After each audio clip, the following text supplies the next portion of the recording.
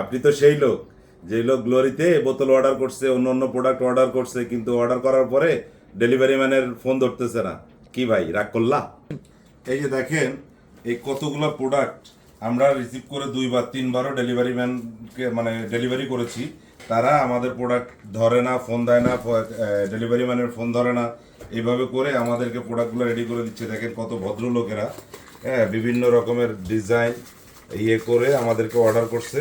এই যে দেখেন, এই যে বাচ্চার ছবি দিয়ে ব্যবসা করতেছে, বাচ্চার ছবি দিয়ে ব্যবসা গিফটটা করতেছে। দেখেন, গিফটটা। মারিয়া বিনতে সিরাজ, হ্যাঁ, বাপের নামও লাগাইছে মারিয়া বিনতে সিরাজ। এই সিরাজ হলো একটা চিটার, হ্যাঁ, মেয়েকে নিয়ে ব্যবসা করতেছে।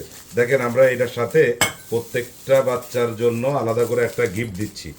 তারপরও এইভাবে গিফট দিচ্ছি, তারপরে এরা এটা রিসিভ করে না। ভাই, এভাবে যদি আপনারা আমাদের ক্ষতি করেন তাহলে কিভাবে হয়? আমি তো আপনাদেরকে বাড়িতে যাই অর্ডার আনি নাই। আপনারা এভাবে আমাদের ব্যবসায়ীদের ক্ষতি করলে কেমনে হয়? এই যে দেখেন কি সুন্দর বোতল বানায় দিছি।